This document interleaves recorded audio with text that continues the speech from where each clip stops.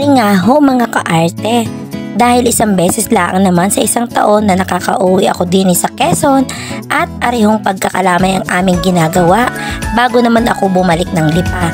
At syempre mga kaarte, gusto ko ulit i-share sa inyo kung paano ba ginagawa ang napakasarap na kalamay ng Quezon.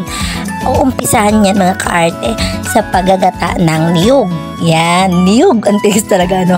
At huwag kayong mag-alala mga kaarte dahil malilinis naman ang kamay ng nagagata ng niyog. Ayan hong mga yan ay naghugas ng kanilang mga kamay. At sa paggawa ng kalamay mga kaarte, syempre kailangan merong main ingredients. Natural, hindi magkaging kalamayan kung wala yung pinakang main ingredients niya. At ang main ingredients ng mga kaarte ay yung giniling na malagkit. Yan, ganyan ang itsura ng malagkit pag giniling. Tapos, yan daw ay imamasama-sahilaan. Pipindot-pindutin, yan, ganon. Mamasay-masahihin. Tama ba? Tama ba pinagsasabi ko? Yan, tingnan nyo si Inay, 79 years old, pero ang lakas pa ng muscle niya para imasahe yung giniling na malagkit. Kailangan daw ay hindi na siya yung yung nagkakapit-kapit. Yan, hindi ko alam kung paano yung hindi nagkakapit-kapit. Yan, basta ganyan, imamasahe siyang ganyan, lalapirot-lapirutin, ganon. Parang nilalandi lang.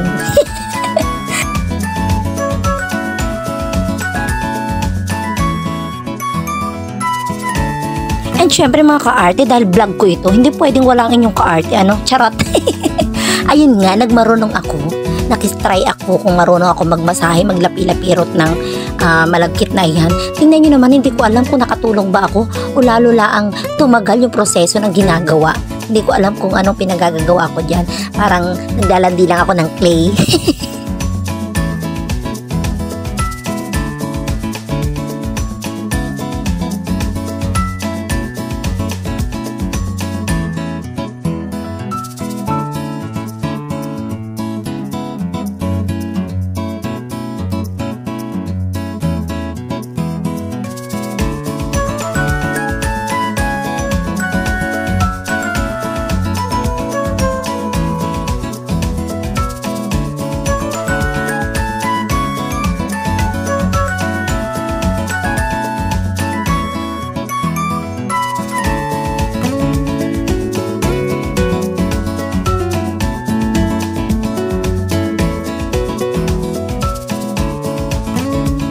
Ayun nga mga kaarte, bumubulak na yung gata ng niyog na nilagyan na ng asukal. Ang bilis ng pangyayari mga kaarte, hindi ko nakita na nasa na pala yan, nakasalang na. So ayan nga yung aming ginawang bilog-bilog na malagkit. Ihuhulog na yan dyan isa-isa. Alam nyo, kailangan paghuhulog ng mga bilog-bilog na yan, yung malagkit. Kailangan yung dahan-dahan. Tapos yung paghaloon niya, kung mapapansin ninyo, dahan-dahan lang din yan. Kailangan may kasama pagmamahal ang paggawa ng kalamay mga kaarte.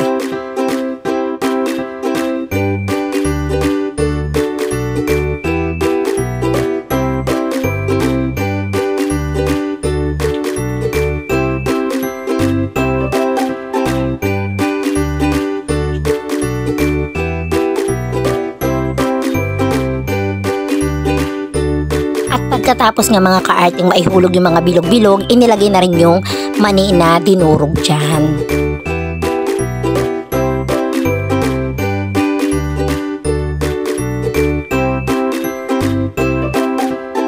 At bago maging kalamay mga kaarte, ganito yung itsura niya. Ang tawag na dyan ay patabol at ito yung isa kong inaabangan bago maging kalamay. Ang sarap nito mga kaarte. At dahil luto na nga iyang patabol kung tawagin mga kaarte, hahanguin naman nila yan ngayon. Tapos, yan ay kanila namang dudurug-durugin. Ayan, tingnan nyo na lang yung nasa video. At hindi pwedeng isang tao lang mga kaarte ang gagawa nito. Kailangan lagi ay dalawa. Kailangan lagi ay meron ka partner. Ganon. Kaya nga mga kaarte, kailangan tapusin ninyo itong aking video para makita ninyo yung buong proseso ng paggawa nitong kalamay Quezon. Alam nyo, grabe ang hirap nitong gawin, kaya naman napakasarap ng kalamay ng Quezon. At alam nyo ba mga kaarte, habang tumatagal ang kalamay ng Quezon, mas lalong sumasarap. Grabe naman kasi ang paghihirap bago ito magawa. Tingnan nyo na lang dito sa aking video, kailangan tapusin ninyo ito mga kaarte.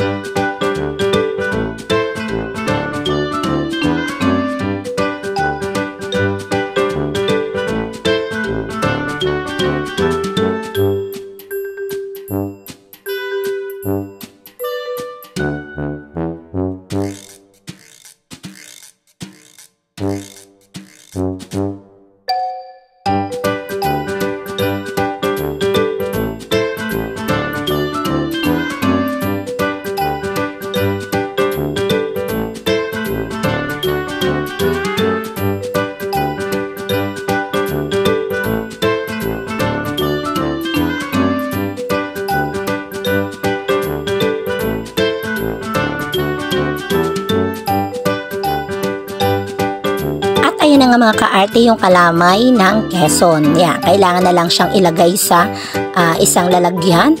And okay na yan. Syempre mga kaarte, kung nagustuhan niyo itong aking video, makiki-like, share, and makikisubscribe na rin dito sa aking channel.